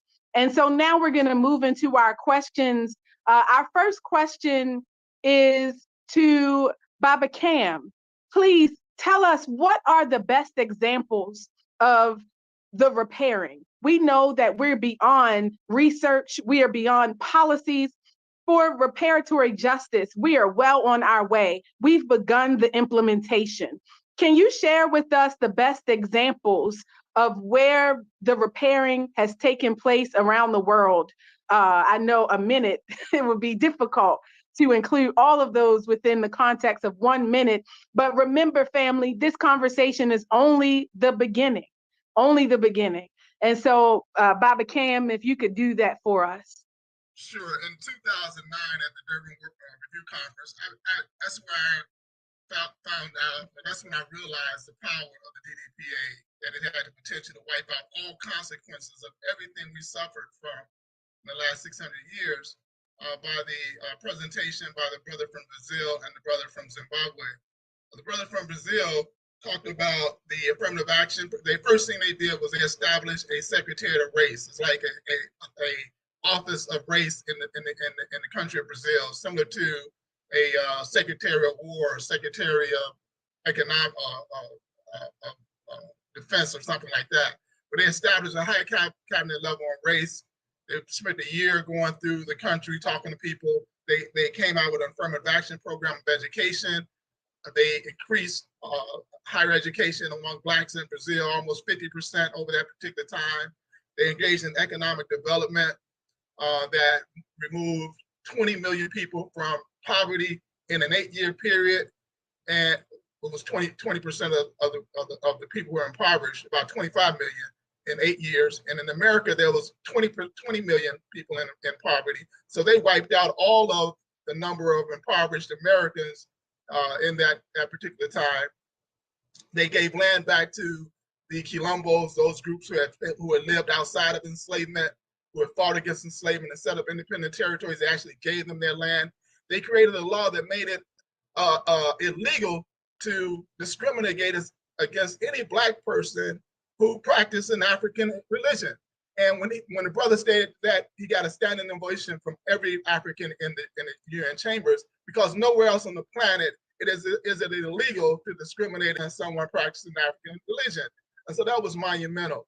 And there was all other type of advancement that they did in that eight year period that was phenomenal. When it comes to Zimbabwe, they took their land back. The land was of the farmers, the white farmers. They agreed to an exchange, and the European governments, reneged on it. So the army just took the land back because that land was acquired through illegal means, through the crime of colonialism. Colonialism was also referred to as a crime against humanity, or declared a crime against humanity in the Durban Declaration and Program of Action. And they also took their mines back. The first country that took their mines back, they said no European can own more than 49%, no foreigner can own more than 49% of the mine. And so European miners start pulling out. But Chinese said, we'll take that deal. And other countries said, we'll take that deal. And as you know, as a result of that, because Zimbabwe and Brazil were standing alone at that time, all the European powers came down upon them, and we don't see those advances today. So that's why we have to struggle collectively. We can't leave countries out there by themselves doing this work, and everybody else is just watching. If every African nation had did like Zimbabwe and took land back, we would be in a different space today. Ashe. Next question is for Mama Afia. Mama Afia, as we explore reparatory justice, it forces us to look into the future. And of course, when we look into the future, we see our young people. We know that our elders are the guiding light for our young people. Mama Afia, can you tell us what is the role for young people in our movement for reparatory justice, and how important and significant is that to our sustainability?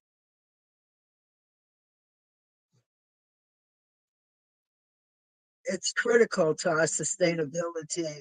Just in the terms itself, it has to be intergenerational in order for it to be sustainable. Because as we know, that the elders have more days behind them than we do before us. There is an African quotation that I can't get together under the weight of this discipline, that says something to the effect of the young people can run the race, but the old people know the way. It is the combination of the two that gets us there in a substantive, life-affirming way. One is as essential as is the other. Thank you. Wow. Thank you, Mama Afia. The next question is for Miss Linda. Miss Linda, we know that you are working now in so many capacities, working as a professor, having studied business. If you had to put a number, a numerical value, you talk about tangible outcomes. When we look at the damages, the cost of the damages that have been done to us in all the tangible ways, what would you say is the number? If you had to put a number, and this question goes to Dr. Linda Ridgley, what are global African people owed from the systems that have benefited from the enslavement, or what we'll call the greatest crime against humanity? If you had to put a number on that, what would that number be, Dr. Ridgley? I'm sorry, I need a crystal ball for that one, because I think that when we talk about economics, we're talking about putting a price on the head of enslaved people. When we look at people of African descent, there are many discussions in the reparatory justice community regarding who would receive the reparations. And so you've got different groups that are providing different economic scales. I think Sandy Darity and his wife have done a lot of work in that regard. I would not be the one to put a number on it. To suffice it to say, it's in the trillions.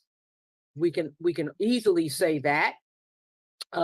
You have this ongoing dialogue regarding should you, how many generations back should you go before a person is entitled? All of those are nonsensical in my personal view.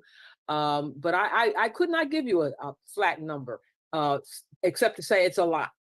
And we also need to look at how we allocate these kinds of monetary stipends. Is it a check to someone? Is it investment in the community? Is it business opportunities that have been denied for 400 years? Is it recalculating what Black Wall Street would have been had it not been torn down? Is it visiting what kinds of medical discoveries we could create if Black doctors and Black medical students were not held back in their training? Is it revisiting? I look at the recent revelation that Black dialysis candidates have been held back for years because their numbers were inaccurately represented. And by the way, I apologize. There's construction outside my building, and it's incredibly bad. But I'm just naming different scenarios that can contribute to a bottom line number. So I will be the first to say we can't put a number on it, except to say that it would be in the trillions. So I apologize for not directly answering the question, but I'm trying to highlight the many ways it can be informed. Well, I mean, yeah, we can start with a few trillion. That's okay. That's a good number. We can start the conversation with a few trillion, right?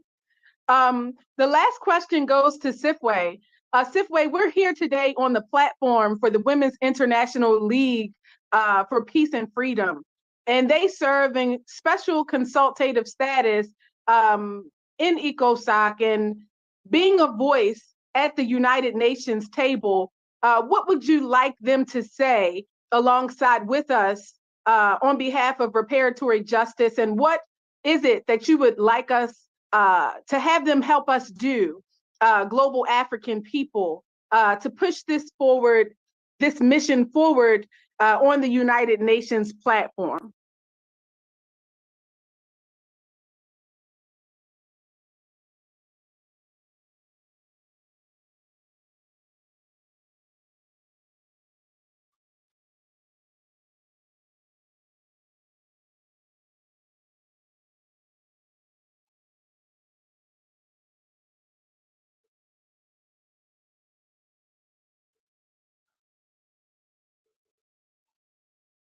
Kim, you're on mute, Kim. You're muted.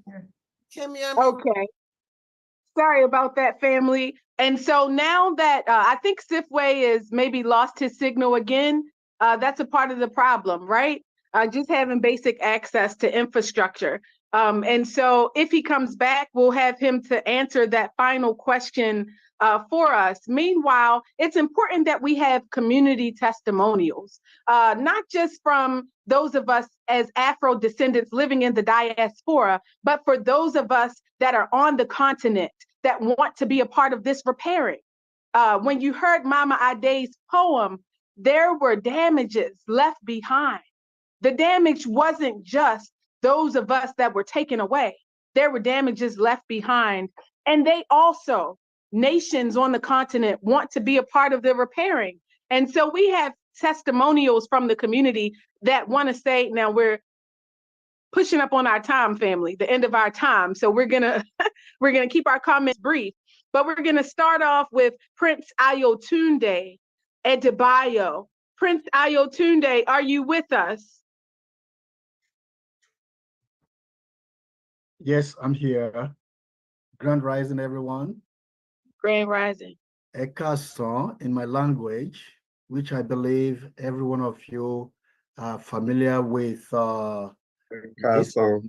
Ekason, yeah. And as a matter of fact, I've been hearing everyone and mostly everybody that I meet, African Americans, Black Americans, greetings with Ashe, Ashe, Ashe.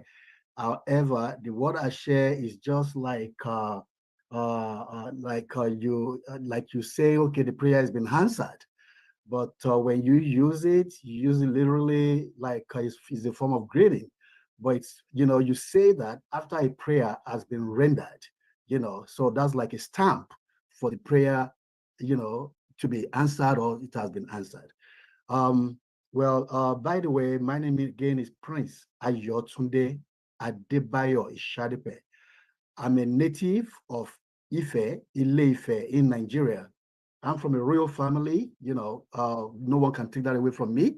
It's an inheritance, and I believe every one of us that are here who looks like me, definitely, you are princes, princesses, kings, and queens. Let's look at what happened to our ancestors that were taken away from Africa and see how we can actually work in bringing them back to the motherland. This is my project. This is the project that I've been doing with some of my partners since 2016. And in the course of this journey, in 2016, we were able to organize an event for His Imperial Majesty, Oba Adeyeye Babatunde Enito Ogunwusi, the Ooni of Ife, the cradle of mankind. We're able to organize an event for him, that was very popular, within certain community. But to my surprise, not many people, that have been talking about our cultural language, like Ashe, Kassam, and stuff like that, they are not even aware of who this person is. And my position, being one of the advocates for Pan-African Back to the Roots, I am going to, formally introduce, his name to you and to go online and look him up. Should I say, he's the representative of the Black race, just like we have the Pope, for the Christian world, and we have the Queen of England or the King of England, for the white race, and in general. So he's the representative figure of our main ancestors when we're talking about Obatala, Oduduwa, Oramfe, and so on and so forth, just to name a few. So we have been working fervently in promoting and bridging the gap between Africa and African descent, by taking them back to Africa. So in support of the reparation program or the project, we have been doing this in support of that. And I'm gonna, some of the speakers that spoke earlier before me, most especially my very, very eloquent brother who represents the Republic of New Africa, Sifiwe Baleka. From your statement and presentation, I captured, a lot of valid and valued information, which I believe, we can use in order to, to collaborate together in the effort of getting our people back to Africa. So I would like to engage with you, also with my good brother who represents the Reparations United. What I captured from you guys, really, I'm really impressed. It really excited me. So I was even wondering if you guys are lawyers, you are legal practitioners, because what you presented here today, it's a bomb. When I say it's a bomb, I mean it's a bomb. I would like to work with you guys, you know, and I want to thank our princess, Kim Poole, you know, for the great work that you have been doing and for bringing this program together. You know, but one thing I observed, and that is of a great concern to me, is the fact that, you know, Africa is infiltrated, you know, with a lot of people that don't look like us. And, you know, when we're holding programs like this, you know, we still, you know, kind of observe their presence, but I'm not, you know, saying anything against any one of them, but it's just that this is one of the challenges that we are going through. I don't have anything against them. I'm not a racist or anything of any form. But when we look and think back about the history of what happened in Africa, we will notice that if you look at the Tunisia, Liberia, Libya, Argentina, Morocco, all these places, you know, were conquered by the Arab world, you know. So let us, you know, in what we are doing, let us try to be very mindful, you know, of all these things, because it's like when we are planning things and, you know, their presence is, you know, is observed, what we are doing sometimes, to me as a person, I don't think it's going to work well. So, but I'm not using this to condemn. I really appreciate what you are doing. Again, it's a great thing that you are doing, and I'm in your support any day, any time, any moment that you invite me or that you call me. But to all my brothers and sisters, this is one of the challenges that I think we need, you know, to really look into. So once again, our tour to Africa has been ongoing since 2016. We have another one for 2025, Pan-African Back to the Roots. I already posted the domain name, the website. You can go there and study it. We have a lot of professionals, and if you are also a professional who is interested in talking about the history of African descent here in America, because in Nigeria, for instance, or in Africa in general, not every one of us, you know, learn the history of, you know, the transatlantic slavery in detail, you know, compared to what I'm hearing here on this platform. So in this regard, you know, we are gladly inviting, you know, interested speakers that would like to speak, because during this tour that we are having to Nigeria, Republic of Benin, and Ghana, we have a conference, we have workshops, we have rebirth and naming ceremony. Yes. Bawani, My sister. we are Okay. so appreciative of thank all you. that you have offered. And what you remind us, when we look at the repairing, you remind us that while we were enslaved, Yes. colonization continued on the continent. And so That's there correct. has been invasion, and the occupation remains, and it is still exploitative. And so That's we correct. understand that our liberation is indivisible. And Right. so we thank you for showing up here to tell us not just about what you think, but also about what you're concretely trying to create to refacilitate the connection. Because today is about solutions, and it's about creating the future we need. Thank you for being a testimonial on behalf of the continent. We have another testimonial on the behalf of the continent, and we want you guys, please keep your minutes, your comments to 2 minutes or less, because we've already gone over our time, and we want all of our community testimonials to be honored and heard, because this is a global conversation. Next up, we're going to go to the Caribbean. We have Dr. Claire Nelson with us. Dr. Claire Nelson, are you with us? Can you please tell us more about the solution? What is the solution? What is the ideation around the future? What is the remedy, the repairing? Dr. Claire.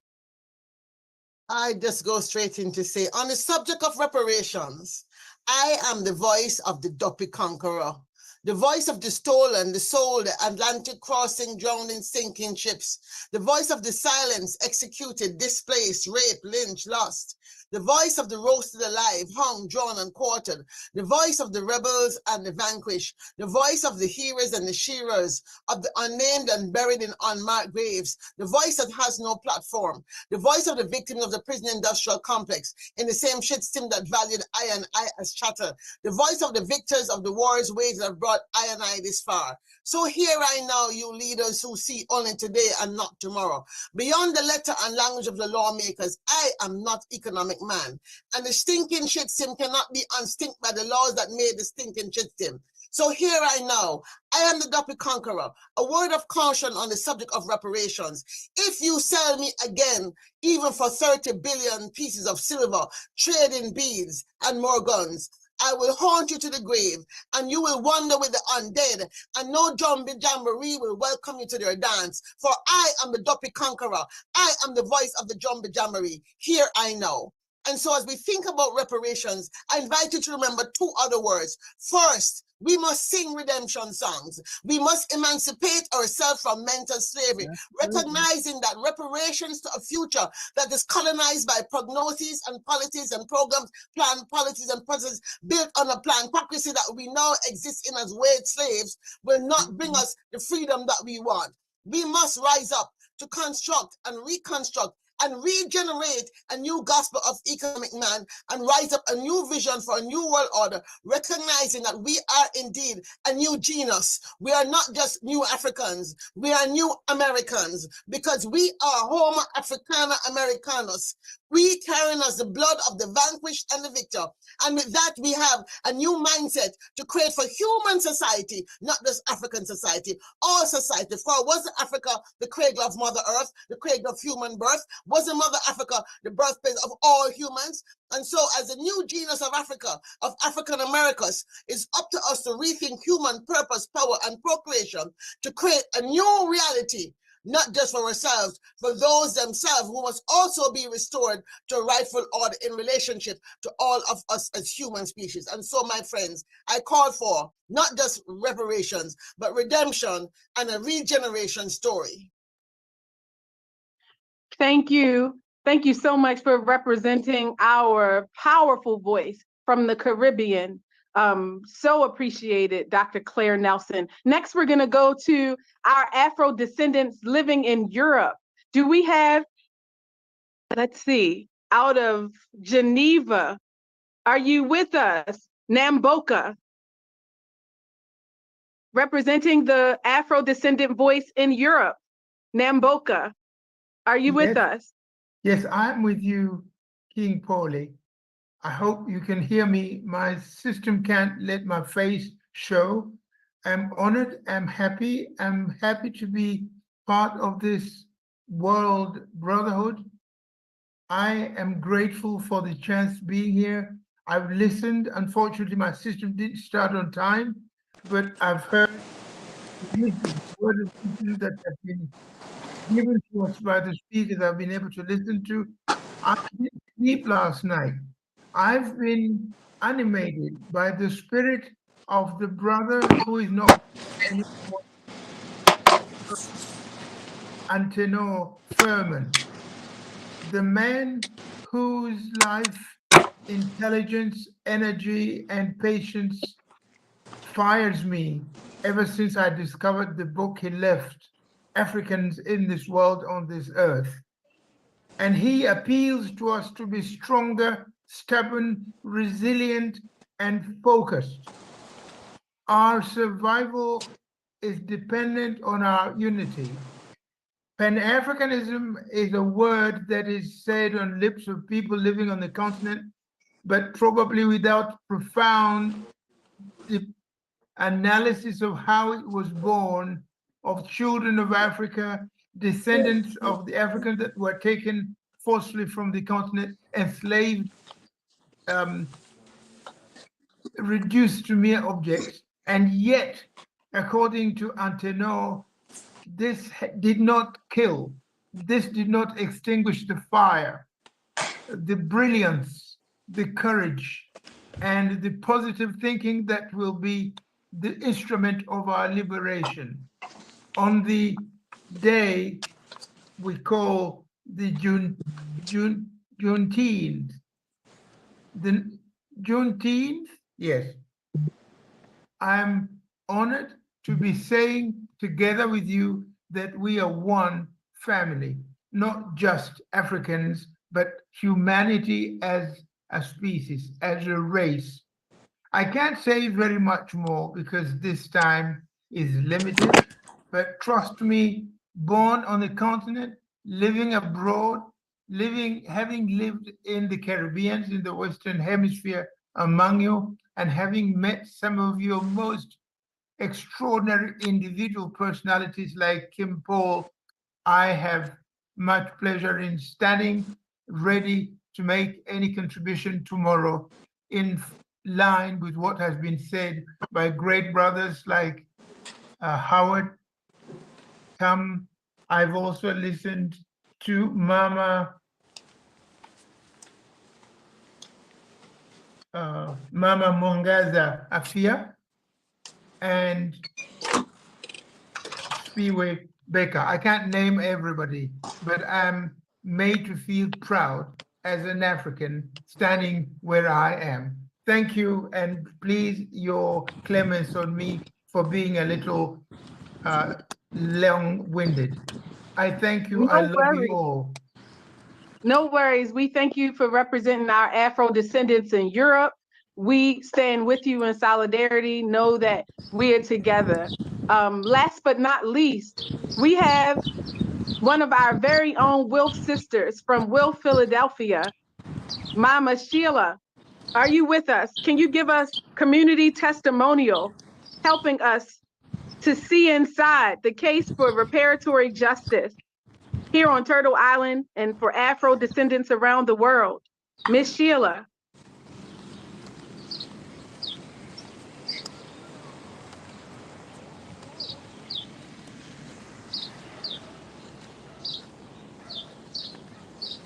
Mama Sheila Harper, are you still with us?